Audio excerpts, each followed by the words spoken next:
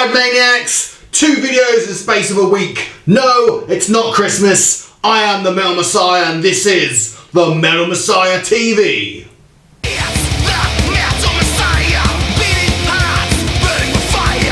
Before we start, like the video and subscribe to the YouTube channel. In this video, I'll be taking a look at the awesome Pantera and telling you which albums I think are their best and which are their worst. Pantera started life in 1981 with Vinnie Paul on drums and Daryl Abbott on guitar. They initially had Terry Glaze on vocals for the first 3 albums in the 80s. They replaced him in 1986 with the more famous Phil Anselmo and released Power Metal in 1988. Phil had a heavier style of vocals which allowed them to progress in a new direction for their new album Cowboys from Hell, effectively pushing the groove metal subgenre. Pantera was one of those bands that kept heavy metal in the public eye throughout the 90s. Now heavy metal maniacs, let me tell you which Pantera albums I think are their worst and which are the best. Keep watching!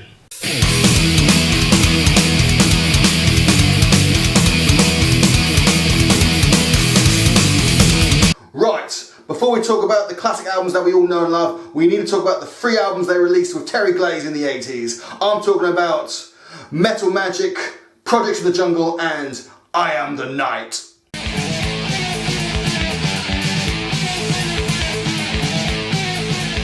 So what can I say about these 3 albums? Yes, they are Pantera albums, but it's not the same Pantera that we'll come to know and love and bang our heads to once Phil joined the band. We know that Vinnie and Don were big Kiss fans and these albums pay homage to their heroes. Everything about these albums ooze glam metal, from the spandex to even Diamond Rex names like Diamond Daryl and Rex Rocker. Terry wasn't even a bad singer, but to evolve and get with the times, Pantera had to make that vital change. And sorry Terry, you just didn't fit the bill.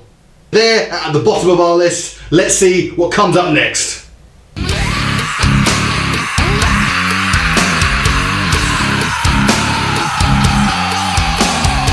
Released in 1996, The Great Southern Trendkill was Pantera's most aggressive album to date. Featuring faster tempos and more down-tuned guitars, it was very experimental in nature. At the time of recording this album, there was a lot of inner conflicts within the band, especially between Phil and the Abbott brothers, going as far as Phil recording his vocals in a separate state.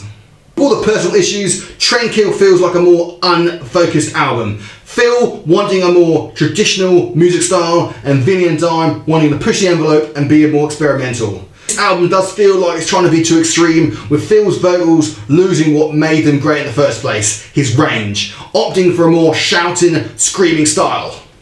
The Great Southern Trendkill does have some great songs on it, Drag the Waters being one of my favourites. It does seem to be one of those albums that you have to force yourself to like just because it's a Pantera album. Next up, it's Pantera's last album, 2000's Reinventing the Steel.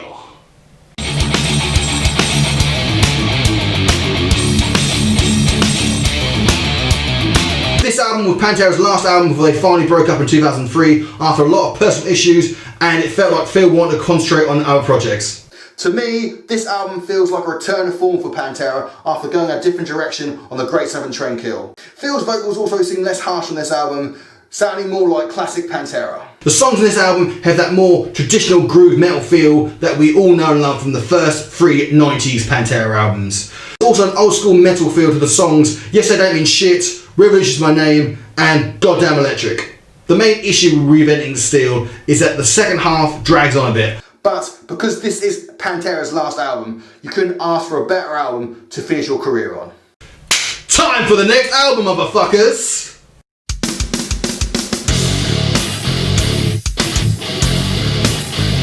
Pantera just released The Vulgar Display of Power in 1992 and cemented themselves as a juggernaut in the heavy metal world.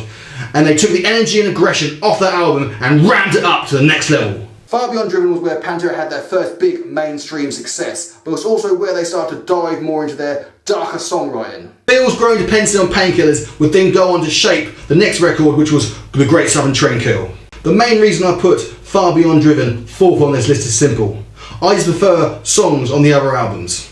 Don't get me wrong, I still love the songs on this album like 5 Minutes Alone and Unbroken. I just prefer the songs on the more classic Pantera albums. Now it's time to talk about one of Pantera's most underrated albums, Power Metal!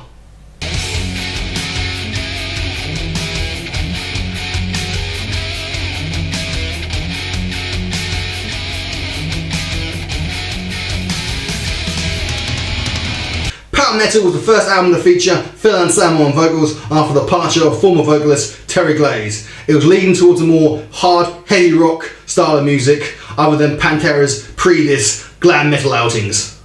This album is the album that Judas Priest should have wrote but didn't, and is a must for any old school heavy metal fan. Phil's vocals may not be as polished as on Cowboys from Hell, but they're still awesome, breaking out some high heavy metal screams throughout the album. If you listen to this album expecting to hear Pantera's more signature groove metal style, you'll be disappointed.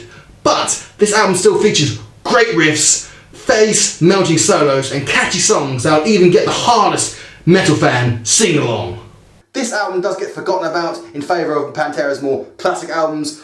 It feels like this gets cut from Pantera's history, but I would highly recommend checking it out. These next two albums I had great trouble trying to pick which one will be number one and number two, because they're both great fucking albums. But only one album can be number one, so which album makes my list at number two?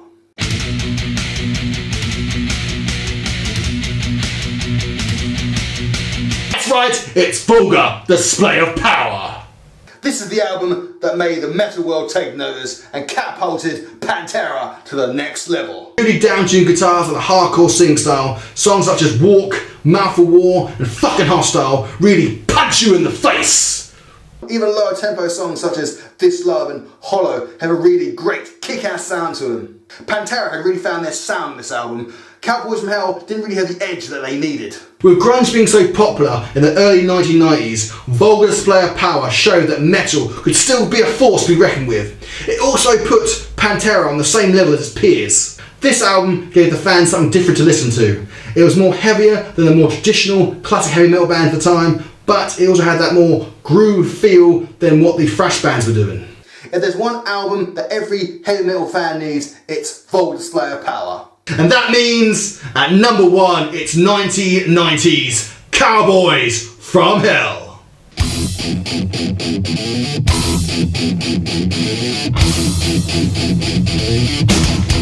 Oh, come on!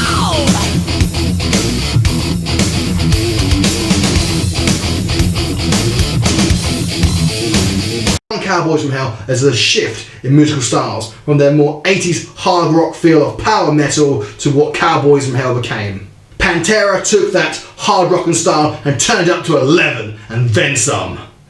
All the band brought their A game and made Cowboys from Hell such a classic album. Songs such as Cowboys from Hell and Domination still get your heads banging. But I hear you ask, if Vulgar Display of Power was such a great album, why would I put it at number two? The reason is simple. I just love Cowboys from Hell. All the songs are awesome, and to me, Phil's vocals are at their peak. The first Pantera album I got as a kid, and to me, it's still got that traditional classic heavy metal feel to it, but it's also doing something different compared to what Metallica, Megadeth and Slayer was doing.